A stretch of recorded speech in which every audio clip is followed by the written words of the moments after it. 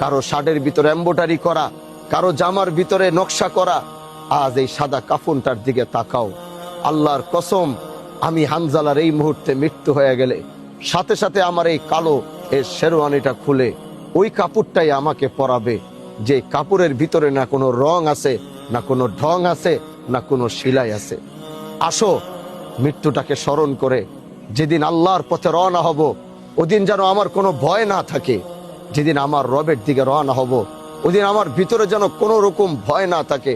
ইয়া আইয়াতুহান নাফসুল মুতমাইন্নাহ ইরজিই ইলা রাব্বিকি রাজিয়াতাম মারজিয়া। আমি বলবো যে আমাকে নিয়ে যাও, দেরি কেন করো?